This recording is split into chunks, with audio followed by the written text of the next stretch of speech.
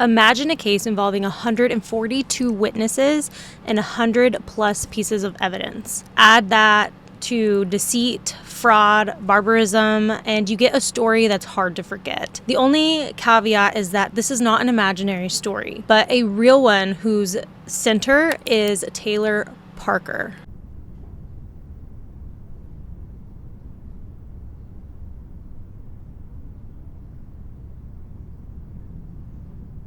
So who is Taylor Parker? Well, Taylor Parker seemed like another 25-year-old Texan woman with 2 kids. She had a daughter and a son. By 29, Taylor was divorced from 2 of her previous husbands. At this time in her life, she's longing for a family and stability. After divorcing the father of her son, Tommy, she married Hunter, but that relationship too turned rocky and it led to divorce. Finally, she met Wade Griffin. By this time, she was dreaming of being lucky for the 3rd time. Griffin Wade was a countryman with strong Texan interests. That perhaps explains why they met at a rodeo. The relationship blossomed quickly, but had problems which Wade ignored. During the initial few months itself, Taylor started her antics. She told Wade that she had gotten pregnant, but that she had lost her baby. She played the role of a distraught mother who had lost a child. This helped her get closer to Wade. The couple bonded over their grief. Taylor slowly started confiding in Wade about her past life. Some of these things should have been big red flags for Wade, but he did not see them. Her first lie was that she was going to inherit millions of dollars in royalties from an oil and gas company. She claimed that due to this, her mother, Shauna, had put out a hit on her. So her lying about the fact that she had millions of dollars or she was coming into millions of dollars can most likely be explained by she's trying to impress this person. But as far as her mom putting out a hit on her, it's a little like, why even go there? So it's because of this that Wade allowed her to move in with him so he could protect her and help her. She was just playing a damsel in distress. Her antics continued after she moved in with Griffin. She claimed fake Shauna, as Taylor used to call her, was now hacking their phones. Besides that, she claimed that she had involved the mafia, who got into a shootout with the FBI. She's getting a little wild. Like, if someone was telling me this, one, I wouldn't want to get involved with that. I would not date someone who's got some of the, this going on and we just started dating.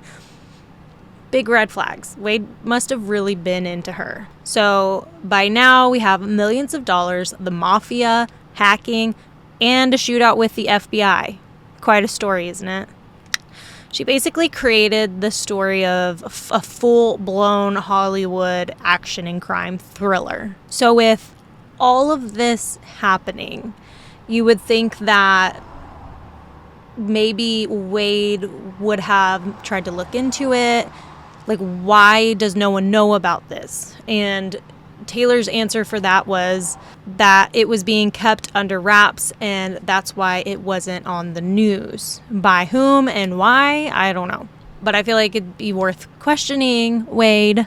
I'm sure a lot of us at this point would already be suspicious because of all of the red flags. But again, Wade wasn't seeing them as red flags. During this period, Wade worked for a company selling hogs. Taylor had her eyes on Wade's money. Pretty odd for someone who is going to get millions of dollars in inheritance, right? Well, Wade, however, bought everything Taylor asked for on a loan so that when she inherited her money, the loans could be easily paid back. Like, big red flag. So you might think, why was Wade doing that? And the answer to that is because not only was Wade taken by her charm, but so was his family. However, Wade's family were quick to spot the red flags. As her story got more outlandish, Wade's family started doubting her more and more. One of the first red flags that Wade's family had spotted was that Taylor did not have the custody of her 2 children. Typically, the mother is the one who usually gets custody of children, especially if she has a sound financial backing, like millions of dollars in gas royalties that she was going to get. Another big red flag that Wade's family had noticed was Taylor was rushing their relationship. Like within a few weeks, she had moved into Wade's home, was already pushing him to buy her things, and he was. And what's worse was that the family could see that Wade was not in the same type of hurry, and he didn't seem to have the same affection for Taylor as she had for him. Taylor continued her tendency to make Wade buy her more and more things. Next on her list was a hunting property worth $4.7 million. She convinced Wade that it was a great investment. After getting Wade all excited about the property, Taylor contacted the agent and informed him that she was going to inherit a fortune from a syrup business. Notice now how her story keeps changing, but involves her inheriting a lot of money. That speaks volumes about her character. Now, I can't say for sure if Wade knew that she changed her story, because that would be a pretty big red flag, and you'd probably want to question her on that if he knew that the story had changed. But long story short, after making an offer for $3.5 million, she had now had to cough up $200,000 up front in earnest deposit money. Come Christmas, Taylor and Wade informed his family about the property. They turned it into a big event by handing over themed cards to everyone. Taylor convinced every member of the family that now they don't have to worry about hunting leases. Overnight, she eliminated all of the red flags Wade's family had about her, and she turned herself into a hero. So how could someone make such a large deal with no money? Well, they can't. And so soon the chickens would come home to roost, and that is exactly what happened. According to her well-crafted story, she was going to get $7 million from the syrup business, which would help her buy this property, but that wire transfer never came, and now she planned to rely on her oil and gas royalties to pay for the property.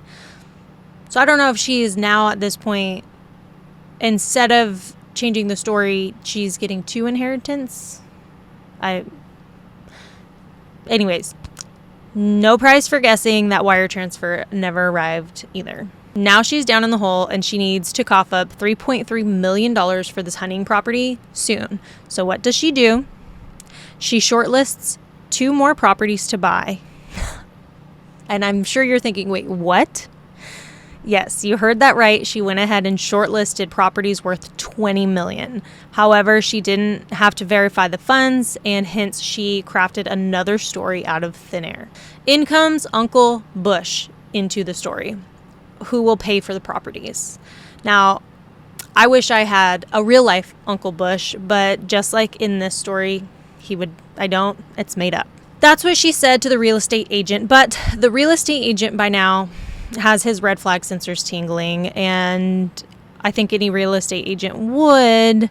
I'm just like, is she going to the same real estate agent every time and changing her story and has all this fictional money coming from all these different places? Yeah, I would definitely be like, those are some big red flags. So the real estate agent is Rusty. Rusty's team was following up with Taylor regarding the payments. Wade was constantly following up with Rusty for updates on the first hunting property. That meant Wade didn't have any idea about the finances. In between this ordeal, Taylor handed over 2 checks to Rusty worth $300,000, but would immediately take them back and make up some excuse or another. As Taylor found her story unraveling, she handed over oil and gas business paperwork to Rusty. Rusty apparently had the paperwork verified, and you'll never guess what happens next. Very quickly, it was discovered that the paperwork was fake news. The paperwork had information about a $370 million wire transfer Taylor was slated to receive from none other than Shell Western Global, and the money just keeps getting bigger. The name on the wire transfer receipt was Shelly Links. So Rusty decided he was going to contact Shelly to find out what was going on, and this really angered Taylor. After that, Rusty tried contacting Uncle Butch, and that further enraged Taylor. In both cases, he received responses that claimed they did not want Rusty further contacting them or their bank for details. The responses made it sound like they were just private individuals and didn't prefer Rusty to intrude. Amidst all of this, in December of 2019, Taylor announced to the family that they were expecting a baby. The result was a jubilant family. While her motives for this announcement are unclear, it's believed that she did this to hide all of the red flags as the real estate details were falling apart. So she took it a step further and bought Wade's mother, Connie, a car she had been looking to buy for a long time, while she became the hero in her family once again. But since she actually didn't have any money, that move unraveled as well. She made up the story of the vehicle being recalled. Hence, she told Wade to ask his mother to drop the vehicle off by their place so that the dealership could come pick it up. Connie dropped off the vehicle after a bit of hesitation, but she saw through Taylor's lies and told her husband point blank that they were not going to see that car again. Sure enough, after calling the dealership after a fortnight, she discovered that Taylor hadn't paid for the car and that there was no recall. During this period, Taylor had been promising Wade's dad a barn since his previous one was destroyed by a fire. Once again, this was a false promise made by Taylor. Things certainly weren't going well for her since her reputation had kind of taken a hit. Taylor's modus operandi was to promise big things to anyone who doubted her. And you want to know her way to recover from all of this? Announcing her pregnancy online in March of 2020 with a due date of September. Finally, in April of 2020, Taylor informed Rusty that the deal wasn't going through. She put the blame on her mom, stating that she was the one who had falsified the information. She came forward with the truth in front of Rusty, but made herself sound like the victim and that the proprietor was her mother. While all this was happening, Taylor had feared that Wade was going to leave her. She confided in one of Wade's relatives, Angela, who she had become close with, and she also told Angela that she had a hysterectomy. So how was she pregnant if she just told Angela she's had a hysterectomy? Yes, you guessed it right. It was another one of Taylor's lies. Of course, Angela asked Taylor to re-verify her pregnancy before disclosing it to Wade, but Taylor simply told her that this pregnancy was God's wish. To dispel any doubts, she started sharing sonogram photos, urine test results, etc. with the family. Despite sending Angela a pregnancy test result from a nurse, Angela was still suspicious. And for the right reasons. In these test results, Angela noticed the patient's name and the nurse's name were identical. In a nutshell, the letter mentioned that the said nurse was pregnant. Of course, Angela confronted her, but that only made her defensive. Again, Taylor put the blame on her mother and made up another story of a mole in the hospital who manipulated the test document. But Angela wasn't accepting her lies this time. Because Angela had discovered plenty of her lies, for example, earlier, Taylor had stated that her mother orchestrated a hit on her. Then the story turned into her mother taking her own life. But imagine Angela's surprise when she met Taylor's mother at a Christmas party after all of these stories. So by now, Angela was aware that Taylor had just been pulling one lie out of the hat after another. Amidst all of these lies, Angela receives an email from a lady known as Mandy Body claiming to be Taylor's mother. The gist of the email was that the sender of the email, Taylor's mother, is the one who has made her life hell. And that's why Taylor lies so much. Basically, the email is trying to shift the blame from Taylor yet again to her mother. The email only added to the confusion, and Angela finally took Taylor to Walgreens and bought a bunch of pregnancy tests, all of which tested negative, bearing one which was inconclusive. They then progressed to a different clinic for a urine test. Since this was during the pandemic, Angela remained outside while Taylor went in and came out with a similar paper stating proof of pregnancy. Since Taylor only had her wallet going in and the paper wasn't folded, Angela believed it was a freshly printed paper. Hence, Angela was convinced of what the paper said. So at this point, Angela was convinced, but Connie, Wade's mother, was not. Due to this, Wade and his mother argued a lot. However, since Connie and Wade were not on speaking terms thanks to another past argument, the center of which was Taylor, Connie wasn't that confident of convincing her son that Taylor was faking the pregnancy. So again, during all of this, she did go to their gender reveal party, and she had done the same for her other son a while back. While the party revealed that they would be having a girl, Wade finally got the chance to speak to his mother sometime after the party about what Taylor's mother was doing. So you remember how Taylor was blaming her mom for everything? According to Wade, he had received an email from Taylor's mother, Mandy Body, containing details of the time they spent on the porch that morning, which pointed to the fact that her mother had installed CCTV cameras to monitor them. While Wade thought it was Taylor's mom who was sending him these emails, Connie knew deep down it was Taylor, and that's why she simply mentioned in front of Taylor that whoever wrote these emails is evil. Of course, the thick-skinned Taylor did not get affected by this. Her pregnancy posts on social media continued, followed by a shopping spree for the baby. So she even created a baby registry, but there too a discrepancy popped up. The registry due date was September 28th, while she had claimed it to be September 22nd. While this could be a typo, or it could be a big red flag. So by now, most of you guessed that she would try to wiggle out of this fake pregnancy as well. She tried to do so by making a post on social media on July 2nd, which indicated that there were some complications in the pregnancy. However, for some reason, she didn't go ahead with the plan. Maybe she had an inkling that Wade would leave her if the baby wasn't coming. We'll touch more on that later. So in August, she posted a photo of her and Wade and made sure that it definitely looked like she had a baby bump. But no matter how much she tried, she could not quell the suspicions around her pregnancy. With Wade, too, not being able to get much information from her clinic and him not being able to go with her to the appointments because of COVID, things weren't looking pretty for Taylor. Things were going so far south that Wade clearly conveyed to Taylor that he wasn't in love with her and he wasn't ready for this baby either.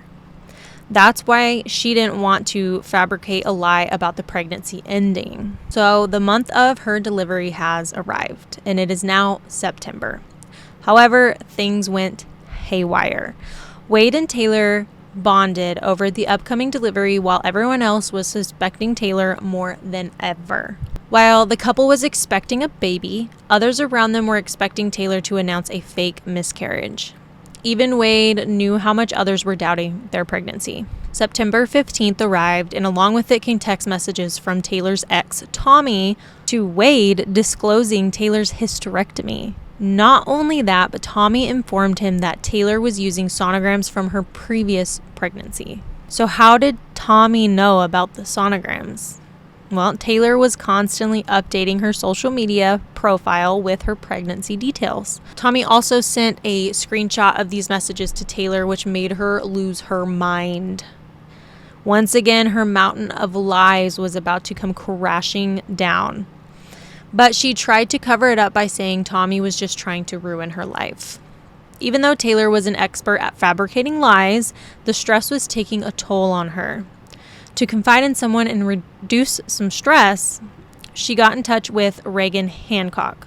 She had photographed Reagan and Homer, her husband's wedding, a year ago. She did work as an amateur photographer for a while back. When Taylor contacted Reagan, she said she was pregnant with her second child, Braxlyn. Taylor bonded with her again over a baby gift, and the subsequent texts continued their communication. Come September 22nd, which was her delivery date, Taylor contacted a man offering to sell him a trailer full of hogs. On the due date of her child, she is trying to sell a trailer full of hogs to some random person. It was all a part of her plan. It was important for her to create a diversion in the form of a hog sale for that. However, the buyer soon sensed a scam when Taylor couldn't provide information about licensing. We'll talk more about that later. Keep in mind that this was happening around September 27th. So come September 30th, she visited the clinic for her OB appointment, but had a breakdown there. It seems that the stress was finally catching up to her. When the employees checked on her, she fabricated another lie, telling them that her husband had just died in the military and her mother didn't show up for the appointment. She rescheduled the appointment for the next day.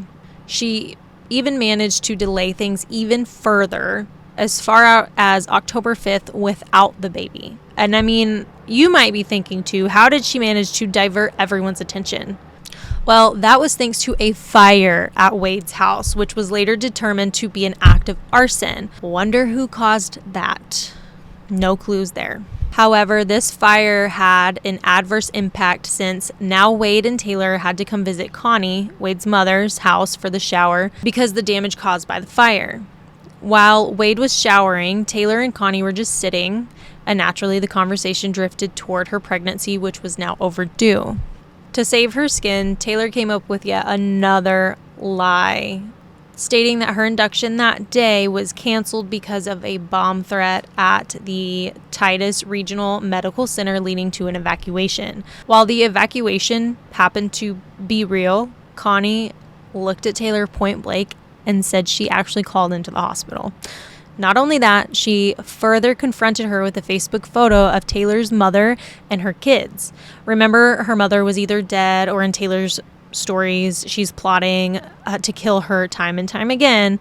How did she have her kids then? Now, I don't blame you if you find it difficult to keep track of her lies, but that's how it was for Connie, Wade, and the others in her life as well. She was saved by her turn to take a shower, but that resulted in an argument between Wade and Connie. The gist of the argument was the fact that Wade had taken time off for work under FMLA for the last 2 weeks. If Taylor indeed was faking her pregnancy, Wade could lose his job. So she was trying to encourage Wade to return to his job. Not only that, she wanted to discuss Taylor's hysterectomy as well, and this enraged Wade, who stormed out the moment Taylor was out of the shower. Nothing more came out of this incident, and the days slowly progressed to October 9th, the day that this story takes a drastic turn.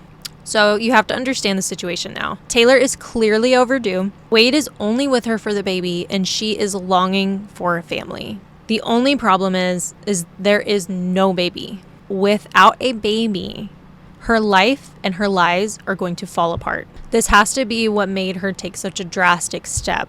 Taylor cleared the coast that morning by sending Wade to conclude the deal with the hog buyer. But wait, didn't that deal fall through? Yes, it did. But Taylor sent Wade anyway. Again, more lies.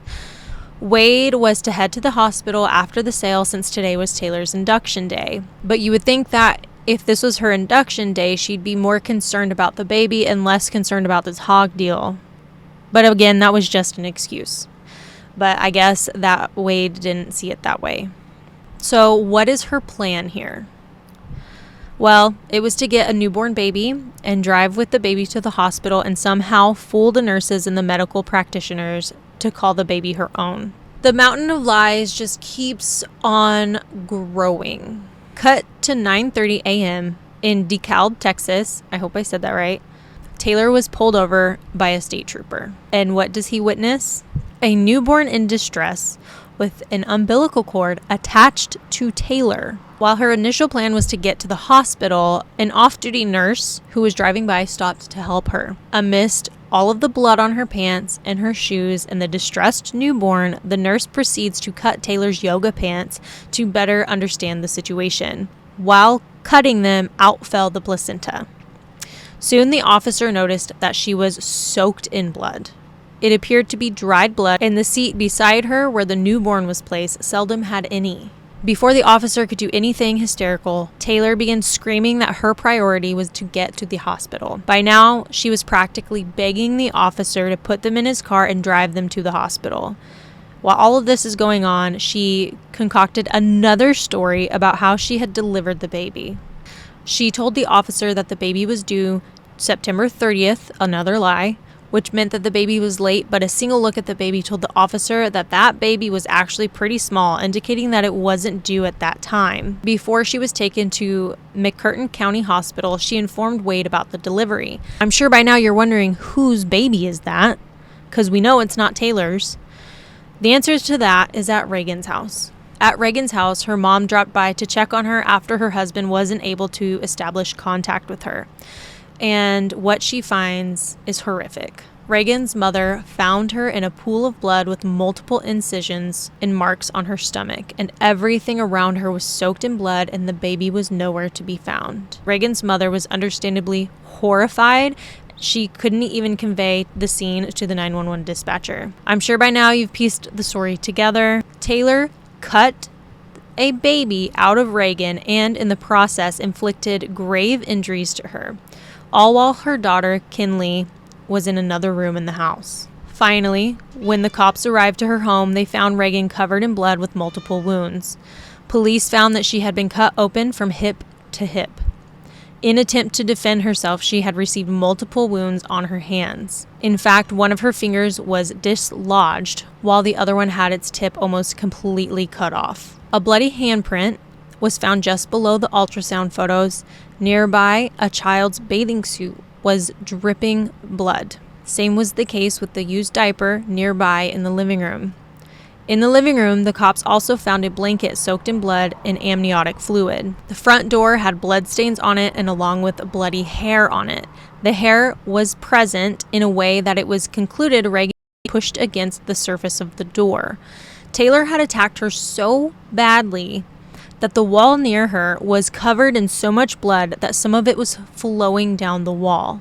The attack on her was barbaric, and the purpose even more wild. While the police were trying to make sense of the crime scene at Reagan's house, the hospital staff across town was trying to figure out how Taylor had delivered this baby. Her story soon caved in once she was examined, despite her protests, which revealed she didn't have a cervix, hence her hysterectomy, and there was no bleeding in her body. At 1 p.m., police informed all units about the murder and kidnapped baby. At 1:22 p.m., the baby was pronounced dead at the hospital because of lack of oxygen. Police finally pieced everything together and Taylor was arrested. She faced capital murder charges for both Reagan and Braxton, along with her kidnapping. Even after facing such serious charges, Taylor continued building a new pyramid of lies, stating that she and Reagan got into an argument that led to a scuffle and Reagan being shoved into the ground by her. In the fall, she was badly injured, and Reagan asked Taylor to take the baby from her, and Reagan feared she was going to die. At least that was Taylor's version of events. Taylor is obviously a very deranged person. Without going even further into her deranged web of lies, I can tell you that the jury saw right through all of her lies, and she was given the death penalty. Especially after 142 witnesses took to the stand and more than 100 pieces of evidence establishing her profile and her character, there was no scope for conclusion. All I can say is Taylor Parker most definitely deserves the death penalty. She was given the appropriate title of evil piece of flesh demon during a statement in court. Taylor Parker is a truly evil and selfish person. In her attempt to not be caught in a lie, she took not one life, but two. This case is truly harrowing and heartbreaking. I wanted to bring you this case ahead of my trip to Texas. I will be spending the month of July in Dallas and will be bringing you cases from Texas. If you have any case requests, please leave them in the comment section below or feel free to send me an email. Don't forget to subscribe if you would like more true crime content. I am your host, Jaylena, and this is Crime Traveler.